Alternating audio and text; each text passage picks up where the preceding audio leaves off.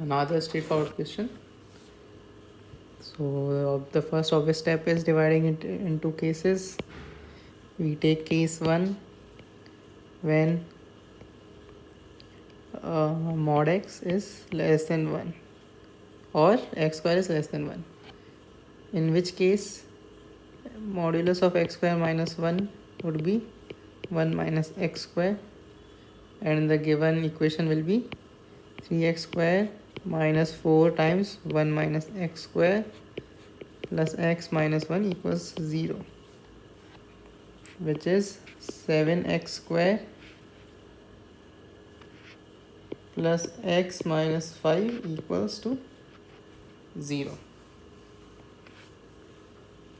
So this equation will have two roots, and the roots would be minus 1 plus minus under root of b square minus 4ac upon 2a. So this is minus 1 minus root 141 by 14 and root 141 minus 1 by 14. So root 141 is less than 12. So this thing is less than 11, which means that this whole thing is less than 1. So this is in this interval to satisfy this condition. And similarly here, this is less than 12,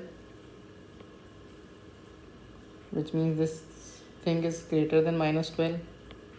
That means this is greater than minus 13, and hence this whole thing is greater than minus 1. That means modulus of this is also less than 1.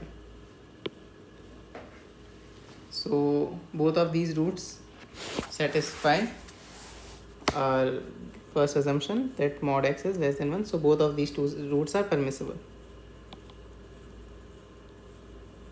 So we have two roots from this case.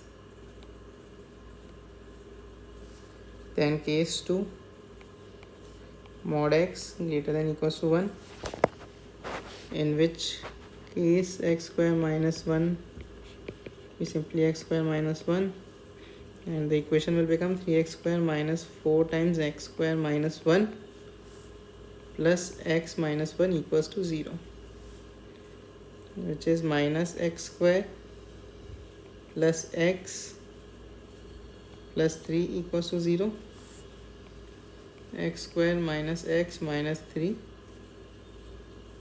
0.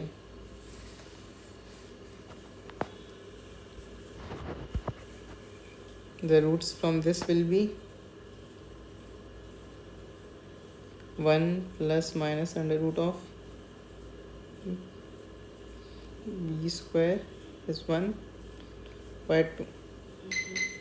So that is 1 plus root 13 by 2, which is obviously greater than 1, and 1 minus root 13 by 2, which again is clearly less than minus 1. So modulus of both the two roots of this equation is greater than 1. So both the two roots are permissible. So in total we have 4 roots, 4 real roots of this equation. So the answer is